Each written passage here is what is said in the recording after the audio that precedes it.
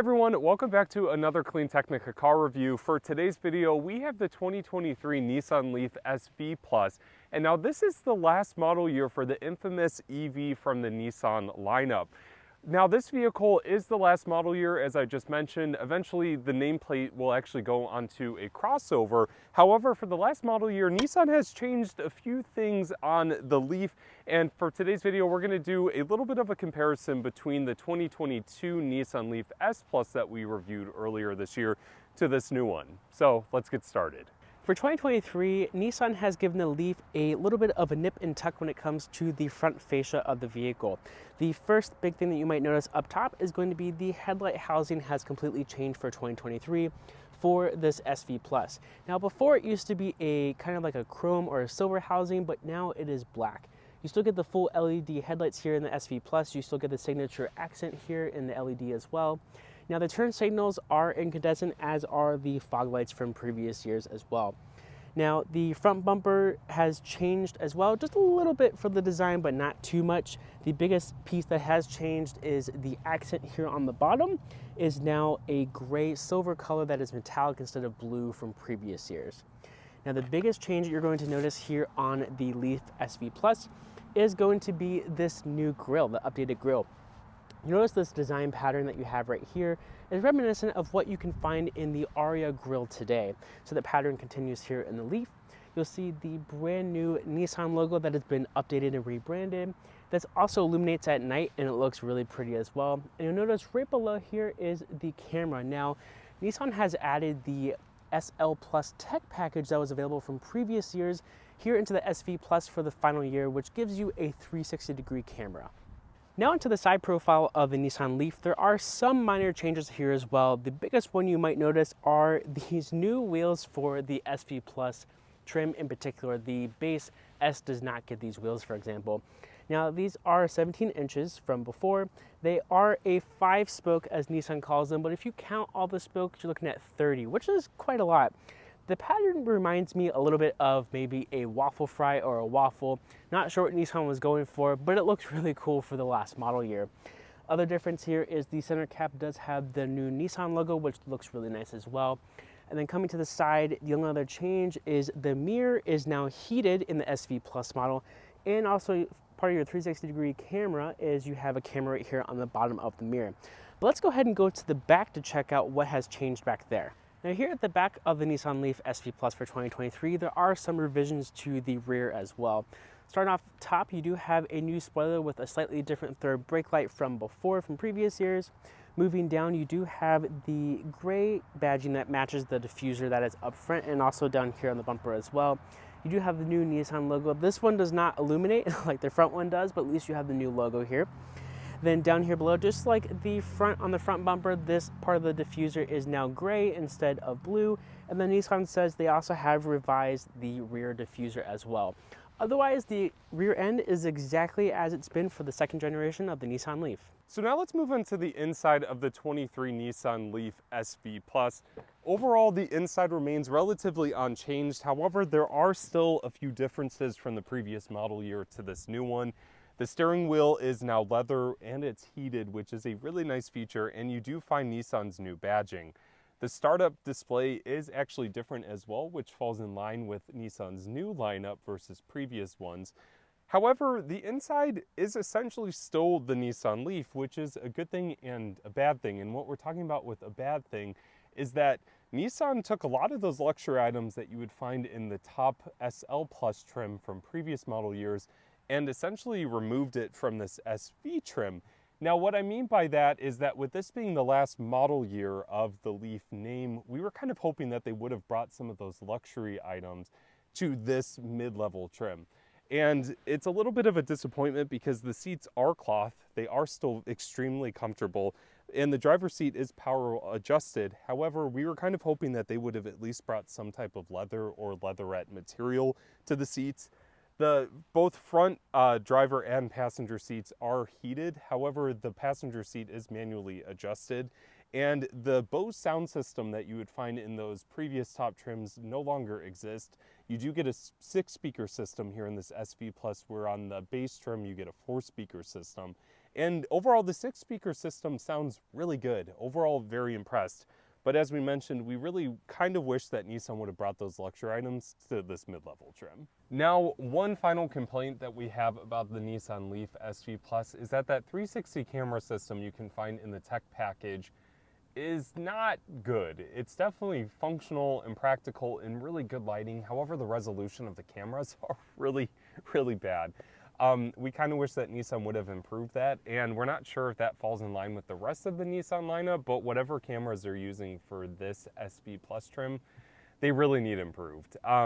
But it's wishful thinking, and it's definitely useful. The parking sensors probably are more practical than the camera system. For 2023, the charging standard here on the Nissan Leaf has pretty much gone unchanged.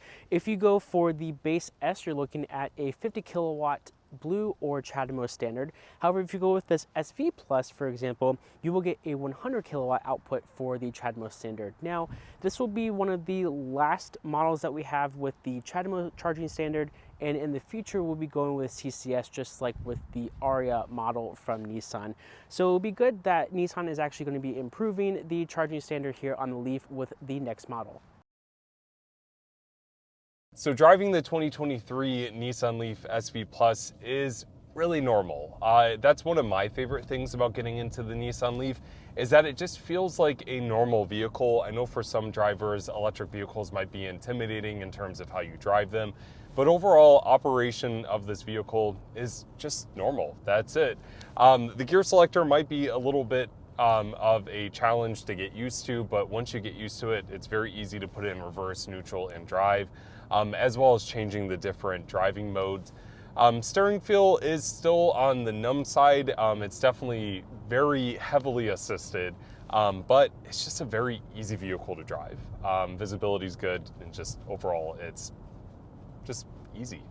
If you want something that's super comfortable, the Leaf is going to be for you. If you want something that's comfortable, and this SV Plus still has plenty of power, you know, over 200 horsepower and over 250 pound-feet of torque. So you still have plenty of power for you to get to where you need to at a quick speed. I would say if you want comfort, this is going to be it. If you want something sportier, you're not really going to find it here in the Leaf. No, you'll probably want to look at the Chevy Bolt or the Bolt EUV if you're looking at this price point for an electric vehicle. However, as Tyler mentioned, in terms of being comfortable, you can't beat this. No. One thing we do want to mention with this riding on 17-inch wheels versus the smaller wheels that you'll find for the S version of the Leaf is that the driving capabilities and performance is a bit better with these larger wheels. It doesn't really impact ride or handling, at least what we've noticed here in the Cleveland area. But just bear in mind when you're going from those different wheel sizes, you will have more control with these larger wheels, which is a good thing in my opinion. We also lose in terms of efficiency, so if you want more to be more efficient in your Nissan Leaf, you're going to have to go for these 16s that are found on the S.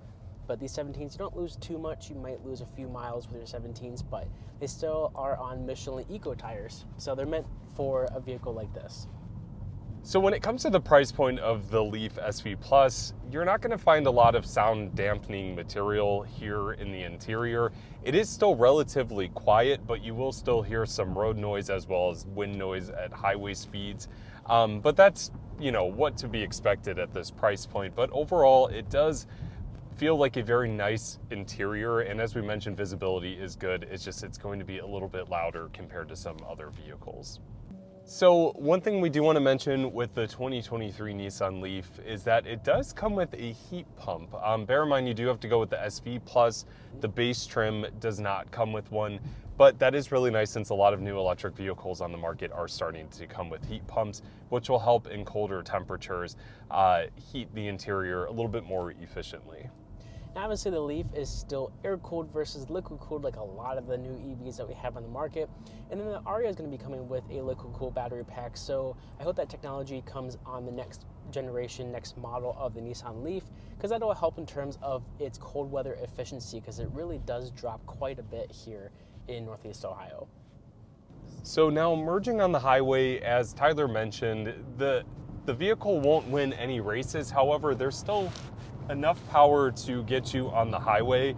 And now we're already at highway speeds. I believe 0 to 60 is still under 10 seconds. So it's not bad.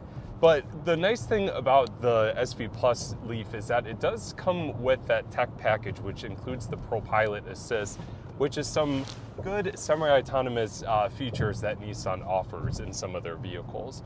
So essentially all you need to do when you're on the highway, find which lane you want to be in. All you have to do is press the button on your steering wheel, and then you just set your speed in terms of the cruise control, and the vehicle will do its best to do some lane centering as well as monitor the vehicle in front of you and keep you at a safe travel distance.